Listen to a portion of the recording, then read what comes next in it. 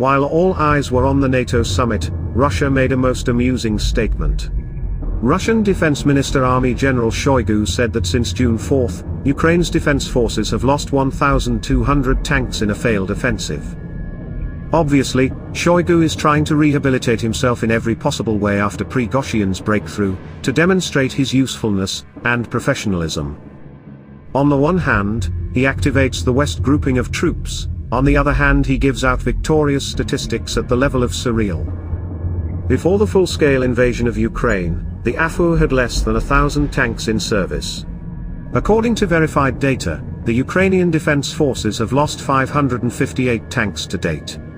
Of these, 352 have been destroyed, 66 damaged, 140 captured.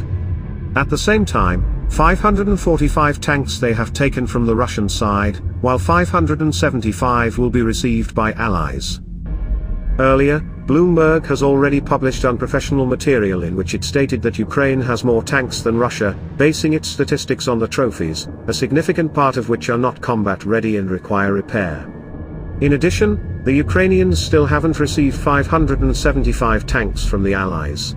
However, apparently Shoigu read the Bloomberg article and decided that if Ukraine has 1,500 tanks, then from June 4 onwards, they can claim to have destroyed 1,200 tanks. Putin will believe these figures too. And do you know what the most interesting thing is? According to Shoigu's version, it was one of the greatest tank battles ever fought. Russian propaganda likes to reflect on the Battle of Prokhorovka in 1943, so there both sides lost a total of 400 tanks. During Operation Bluecoat a total of 346 tanks were lost. Battle of Warsaw, 500 tanks. Battle of Debrecen, over 500 tanks. Lepel counterstrike, about 1,000 tanks.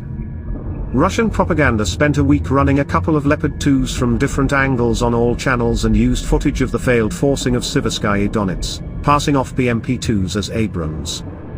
And so Shoigu decided to summarize the events of June and the first third of July, presenting one of the most impressive tank battles in the modern history of wars and conflicts, where the Russian army destroyed 1,200 tanks. It is time for him to prepare a place on his tunic for a new hero's star.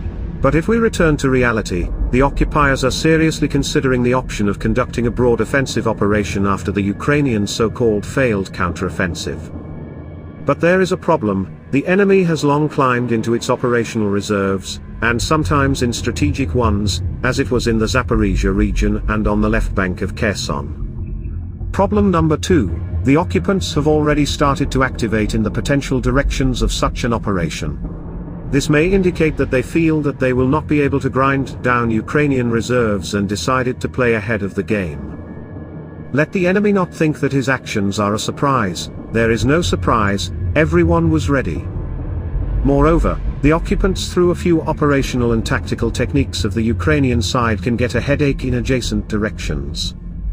And such that the broad operation will not only have to be forgotten, but also urgently search for reserves to plug the holes that they will have. The pace of action by the Ukrainian defense forces, which the media call a counteroffensive, is quite good, no matter what they say. Not everyone wants to realize that offensive operations have certain stages and check marks. For example, the operation in Kharkiv region actually began in late June 2022, and tangible results were in September. We should all realize that now the timeline may be longer.